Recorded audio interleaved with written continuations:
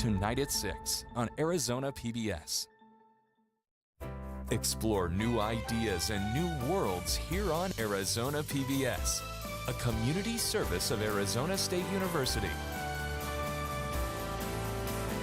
Arizona PBS provides great musical performances all year long, and now we have some of the best seats to see your favorite acts live and in concert. Arizona PBS Box Office presents a backstage pass to meet world-class performers. Arizona PBS Box Office presents a chance to see exciting performances before they sell out. This month, Arizona PBS Box Office presents Grammy Award-winning Diana Krall, performing in concert at Phoenix Symphony Hall on Wednesday, August 9th. Coming up next on Arizona PBS, Life and World. Your favorite PBS shows, ready to watch when you are. Anytime, any place. Find more ways to explore than ever before. Coming soon to Arizona PBS. Next time on Antiques Roadshow, Vintage Seattle. Pretty good for discarded food cans. You're kidding me. I don't believe that. Can you guess what values went up, down, or stayed the same? Find out next time on Antiques Roadshow. Monday night at 7 on Arizona PBS. Support for Arizona PBS comes from viewers like you and from... I'm David Goldstein, owner of Biltmore Loan and Jewelry. We buy or loan on upscale assets. We have over 30 years of experience in determining values of automobiles, jewelry, art, collectibles, and antiques. For more information and appointments, biltmoreloan.com. Hospice of the Valley, medical, social, and spiritual care for patients nearing end of life, and support for their families. A not-for-profit community hospice, HOV.org. From the Cronkite Studios in downtown Phoenix, this is Cronkite News. A new report aims to combat the opioid crisis across the country, but one Arizona woman voices her concerns about restricted access to prescribed drugs that improve her everyday life. GOP senators released a new version of their health care bill today, how it resonated with Arizona lawmakers and the medical community. And Cronkite News spoke one-on-one with Paul Penzone. We discussed what immigration issues the new Maricopa County Sheriff is facing. Cronkite News starts now. Good evening and welcome to Cronkite News on Arizona PBS. I'm Tyler Paley. And I'm Annika Walters. Thank you for joining us. A new report out today looks at the ways to balance the benefits and risks of opioid use. The report says opioids are necessary and they should not be cut off from people who need them. Cronkite News reporter Tyler Fingert spoke with a Valley woman who has used opioids to manage her pain. Tyler? Annika, it's a lengthy, nearly 400-page report. In a time when opioids are under fire across the country for the abuse that happens, there's another side that often gets forgotten: the people who need them to manage pain and get them legally.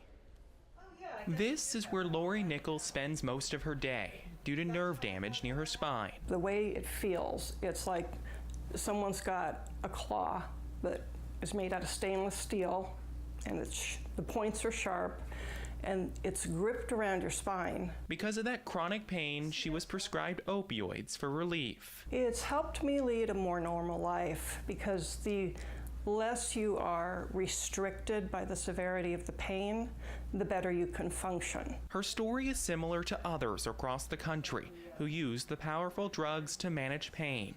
A new report out today from the National Academies of Sciences, Engineering, and Medicine give recommendations to the FDA, state, and local governments on actions they should take, like limiting supply, influencing prescribing practices, and more FDA monitoring. The committee sought balance in their recommendations concerning opioids. Opioids have an undisputed role in the management of pain of particular types. The report does stress there are other options besides opioids. Lori uses alternatives like ketamine injections and seeing a chiropractor in combination with painkillers. But losing the pills would be a big concern because it's one of the things in her arsenal that has provided her relief. There are other means, But if you take away opioids, you're like, it's like taking away a leg of a three-legged stool. The report says it will take years of coordinated effort to contain the current opioid epidemic and will require action by political and public health leadership to reduce new cases of prescription opioid use disorder. Tyler Finger, Cronkite News. Making this also the largest opioid-related fraud takedown in American history. A major move on healthcare fraud announced today. Attorney General Jeff Sessions says upward of 400 people nationwide are being charged in healthcare fraud schemes, resulting in $1.3 billion in quote-unquote false billings. Those charged include doctors and other healthcare providers across the country, including from Arizona. Cronkite News is dedicated to covering the opioid crisis in Arizona and nationwide. Our documentary, Hooked RX, From Prescription to Addiction, highlights the problems of painkillers here in our state. You can watch the documentary and find resources for getting help online at hookedrx.org. Senator John McCain spoke on the Senate floor yesterday, expressing frustration with the Senate's bipartisan divide on several issues. McCain gave a call to action, asking his colleagues to, quote, accomplish something. This is disgraceful. If we're going to stay here, let's get the work done. Let's come in early, stay late, negotiate a health care deal. And it looks like the GOP is trying to accomplish something. Today, Senate Majority Leader Mitch McConnell has released a revamped Republican health care bill. The bill aims to repeal much of the Affordable Care Act, or Obamacare. The revised legislation adds money for states to reduce premiums and out-of-pocket costs. It also includes $45 billion to help states combat drug abuse. But the bill still cuts Medicaid, the health care program for the poor. Still, not all Republicans are on board. It's unclear whether the measure will survive a showdown vote next week. Business and health leaders, state legislators, and veterans voiced their concerns today about the new American Health Care Act. Blakely McHugh found out what effect the Senate bill will have on Arizonans. Tonight, uncertainty for Medicaid patients. We are here today because all of that is at risk. Two state Republican lawmakers and several healthcare professionals gathered today at the Phoenix Children's Hospital to speak out against the proposed Senate Republican healthcare bill. The Better Care Reconciliation Act is the Senate's version meant to repeal the Affordable Care Act, or Obamacare. It could leave hundreds of thousands of people without Medicaid, according to the Congressional Budget Office. PCH is proud to be hosting this event with our colleagues because we believe Arizonans should understand the impact of the Better Care Reconciliation Act and the subsequent proposals that are being discussed by our members of Congress. According to the Modern Medicaid Alliance, the proposed bill threatens to take away $800 billion in Medicaid funding. Munzer is concerned approximately 60% of patients at Phoenix Children's Hospital would lose their Medicaid coverage. So without this coverage, they'd have to find alternative coverage, they'd have to pay cash, we'd have to find alternative programs in order to support them, which are not there today. Carter worries that this would not only take away health care coverage for many, but it would also increase hospital premiums and taxpayer bills. When you have an uncompensated care population show up in the emergency room, somebody has to pay for that cost. And Carter hopes that senators in her party will focus efforts on fixing the existing problems with the Affordable Care Act rather than use taxpayer dollars to pass a new bill. In Phoenix, Blakely McHugh, Cronkite News. A new Congressional Budget Office score is expected on Monday or Tuesday. According to the Department of Homeland Security, more than 600,000 people stayed in the U.S. after their visas expired in 2016. That number got the attention of U.S. senators who pressed Department of Homeland Security officials at a Senate committee hearing this week. Cronkite News reporter Noelle Lilly was at this hearing and brings us the story. Arizona Senator Jeff Flake was among the lawmakers who expressed concerns about holes in data on visa overstays and frustration at the slow pace to install biometric technology that could close those holes. These frustrations were shared by Department of Homeland Security officials who testified. I recognize your frustration with our pace of this. I also recognize that Congress has made up to $1 billion available over the next decade to support funding and implementing this program. As I've said publicly before, we're out of time and we're out of excuses. Visa overstays are when a person enters the U.S. legally through some sort of student or work visa, but does not leave the country once that visa has expired. Whatever the reason, we have to take steps to stem the tide of visa overstays and restore some order out of chaos when it comes to this flaw in our immigration system. But the Department of Homeland Security's data on visa overstays only accounts for those who have crossed into the country through the air or sea, not at a land crossing. But we need an effective biometric exit program in place, no matter how people come and go, whether by air, sea, or land ports of entry. The department has been working for years to install biometric technology, which identifies travelers through things like face recognition or fingerprints. While it could be used to track those traveling to and from the country, right now it's mostly used on those coming in and rarely to check those leaving. I think our exit system, biometric exit system, like I say, we have better information on those coming in, but we don't have a good way to track those going out, and we're getting better, but we still have a long way to go. Officials with the Department of Homeland Security say they expect to continue working alongside law enforcement and airlines to find ways to better execute this plan and this program. Live in Washington, Noelle Lilly, Cronkite News. Here in Maricopa County, Sheriff Paul Penzone was recently questioned by Puente at the Unidos U.S. conference here in Phoenix for continuing to allow Immigration and Customs Enforcement access to undocumented immigrant detainees before they are released. Patricio Espinosa sat down with Sheriff Penzone to talk to him about that and the latest in that process.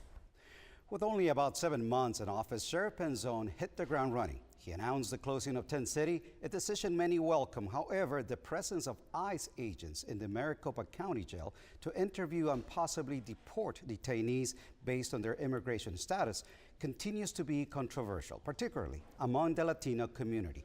We sat down with the sheriff and asked him whether or not he plans to change this. When we speak of the community, we're speaking about one particular section of a broad swath of the community. My concern and my position in this is very clear. If there's a person that another agency has an interest in, I'm not going to interfere with that process. I'm also not going to take a position where it's arbitrary. And like, look at this, let's just say that someone was in there for a very serious violent crime versus a lesser, maybe misdemeanor. It's not my position to be arbitrary in deciding who they should or should not have access to. They have responsibility and authority. I am giving them the opportunity to act on their authority and determine how they want to go forward with that. And while the sheriff has no plans at this time to stop MCSO's cooperation with ICE, Penzone says he has reached out to the U.S. Attorney General's office to, quote, bring law enforcement together and discuss, he says, a lawful and constitutional way to handle this matter. We'll bring you more from his interview in the upcoming days. In the Broadcast Center, Patricio Espinosa, Cronkite News. As Arizona continues to grow, so does the housing industry. That's right. Coming up on Cronkite News, how Valley Construction is racing to keep up with rapid expansion. And how these parents and children are playing outside, but they're actually protesting. What message they're trying to send to legislators. Heaven knows you're a dreamer. Don't hide it from anyone.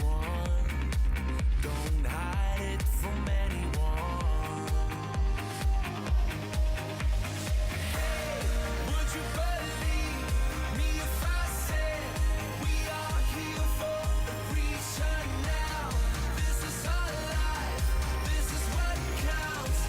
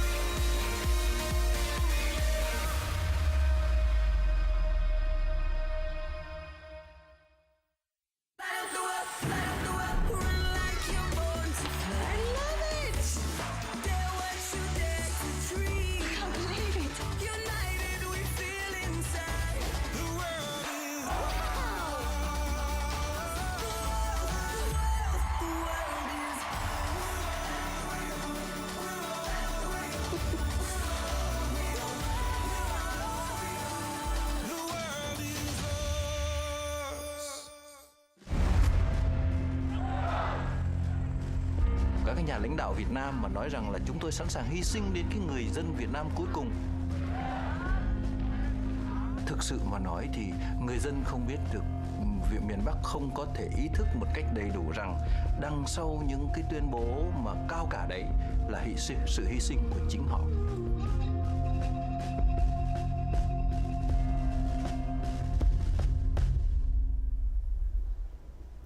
The Arizona Republic reports that Metro Phoenix needs to build more apartments to keep up with its current growth rate. The Arizona Multi-Housing Association estimates that the valley needs 150,000 more new apartments by 2030. The housing crisis slowed construction from 2008 to 2014, but it's slowly picking back up. Cronkite News published an in-depth analysis of expansion in Metro Phoenix called Development in the Desert. You can learn about issues like urbanization, mining, commuting, and more at cronkitenews.azpbs.org. Governor Doug Ducey is in Rhode Island today for the National Governors Association's summer meeting. Ducey joins governors from around the country to discuss issues affecting their states. Vice President Mike Pence will address the group of governors to highlight the relationship between states and the federal government. Other leaders who have attended so far today include Secretary John Kelly and Mexican Ambassador Geronimo Gutierrez.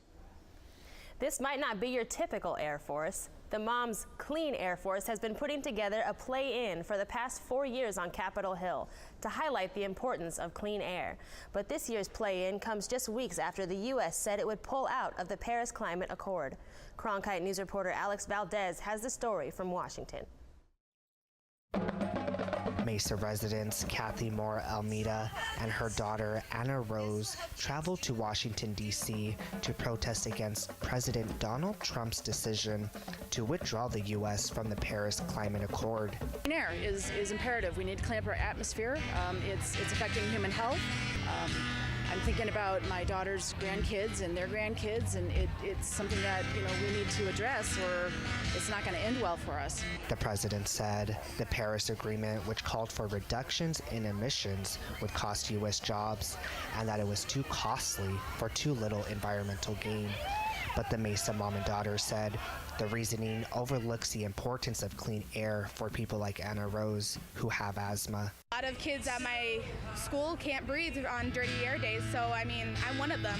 And we all love doing sports, so one of the things I always tell them is, hey, we want to be athletic and we want to do things, so what are you going to help us do? They hope to bring their story directly to lawmakers to let them know about the health issues that many kids like Anna Rose face in day-to-day life. Health issues, they say, are due to dirty air. Nothing more important to any parent, any good parent, than their kids and their well-being and their safety and their future and their happiness and their health. So as far as I'm concerned, I don't have any choice. This is a do or die matter.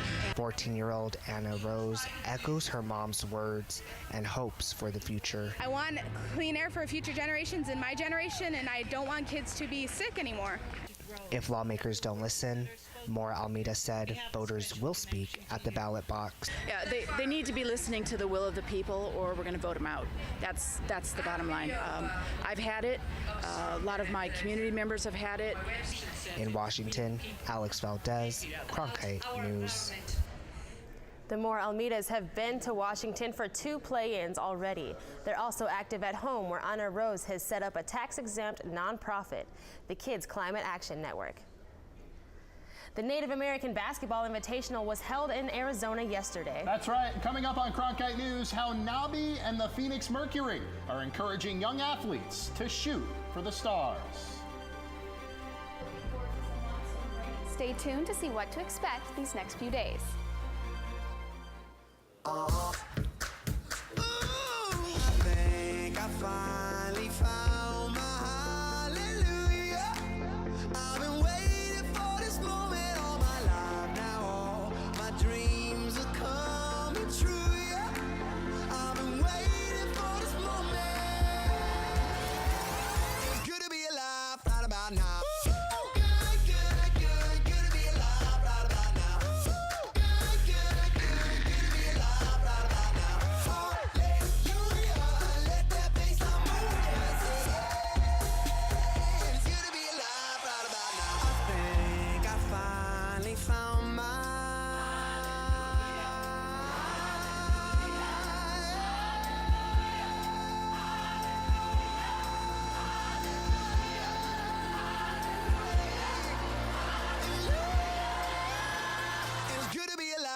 about now?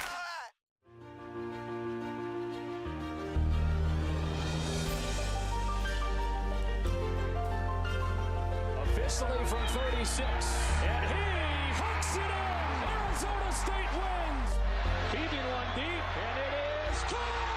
Jalen Strong. Do you believe it?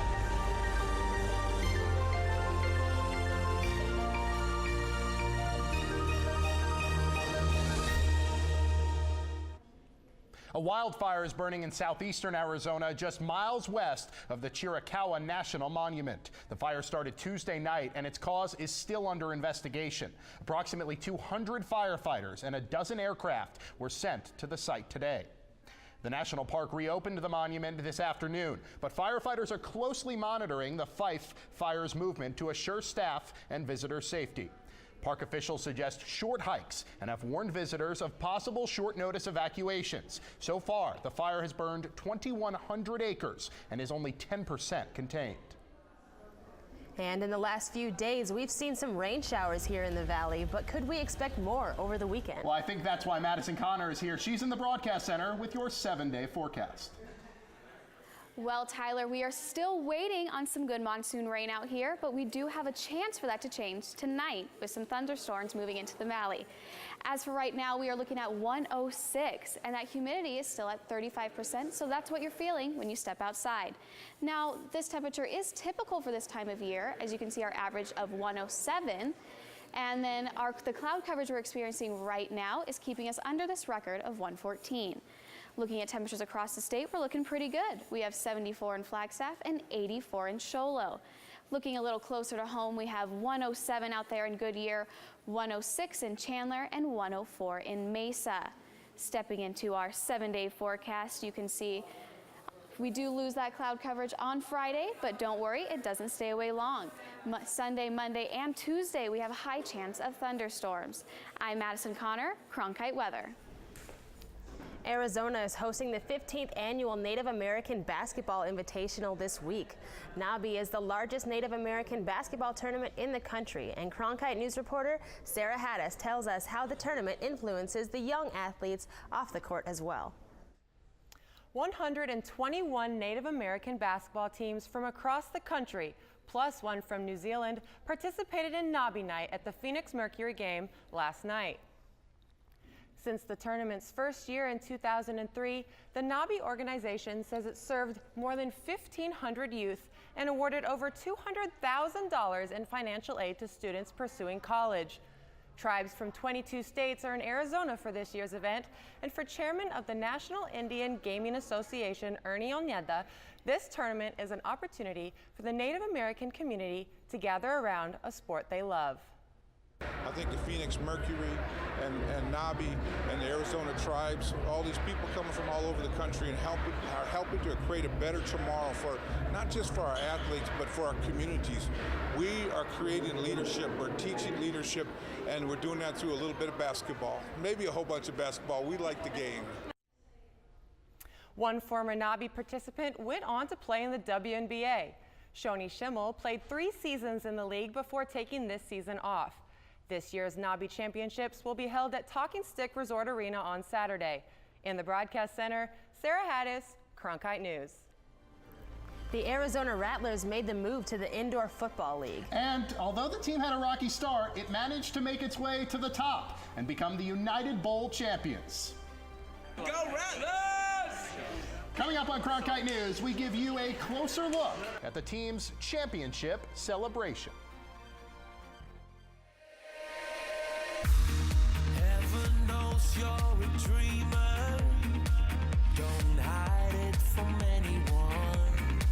Don't hide it from anyone. Hey, would you believe me if I said we are here for a reason now? This is our life. This is what counts. This is for us. I will go anywhere for you.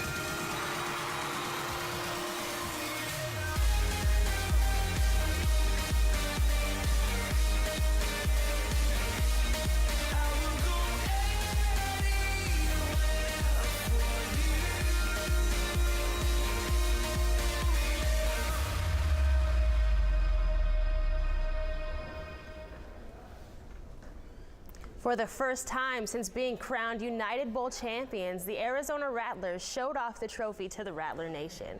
The trophy marks the 6th championship in the organization's history, but it's first in the Indoor Football League. Cronkite News reporter Alexis Ramanjulu was at the presentation to see why the 6th time is just as sweet as the first. The Rattlers moved to the Indoor Football League, departing their longtime home in the Arena Football League, got off to a rocky start. The team lost its first 2 games, but owner Ron Schertz never lost confidence, even as the team struggled to a 4-4 record at the season's midway point. And he sat in a meeting with team president Chris Presson and others. I said, we're going to win the whole thing. And they looked at me like, you're 4-4, you were 0-2, you were 2-3, you're 4-4, you're pretty much at the bottom of the league at this point in time. How is that possible? I said, we're going to win the whole thing. His team did just that, following a 9-game win streak with the franchise's first IFL championship, adding to the Rattlers' 5 titles in the Arena League. The 50-41 victory over the Sioux Falls Storm brought their season full circle. The young team lost its IFL debut to the Storm in February. At the beginning of the year, we were a new team, and we hung with them pretty much the whole game, so we knew we were going to put up a fight this game. So pretty much we just wanted to come out and be dominant from the start, and we were able to do that. I watched other teams throughout the season. You know, as they had adversity, they started bailing on some of their players, releasing them, bringing in new players, and, you know, I felt like we just kind of stayed the course as a coaching staff, and we felt like we had the guys. We just needed to keep coaching them and developing them, and they kept buying in, and we would get there. 16 of the 22 players on the Rattlers roster had not played indoor football professionally until this season. In Phoenix, Alexis Ramanjulu, Cronkite News. Justin Shirk, who had 1.5 sacks and a tip ball, was named the most valuable player. But he said winning MVP is, quote, a team effort. I couldn't have done it without my team, end quote. Cronkite News is proud to be the news division of Arizona PBS. Here's what's coming up on Arizona Horizon and PBS NewsHour. On the next Arizona Horizon, we'll hear about a court challenge to a new law that makes it harder to get a citizens' initiative on the ballot. And we'll see how the Phoenix Zoo is working to help save endangered species. I'm Judy Woodruff. On the next NewsHour, our series Inside Putin's Russia examines why many of the Russian president's opponents have turned up dead. That's Thursday on the PBS NewsHour. That's it for Cronkite News tonight. Thank you for joining us. For top Arizona stories anytime, go to cronkitenews.azpbs.org.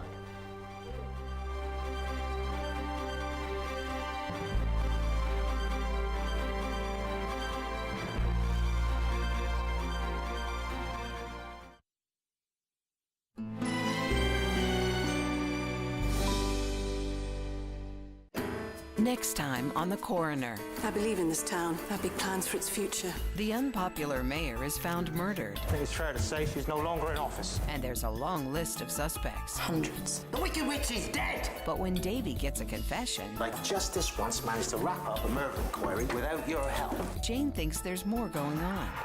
And will have to risk her life to prove it. The Coroner. Tonight at 8 on Arizona PBS. Explore new ideas and new worlds here on Arizona PBS, a community service of Arizona State University.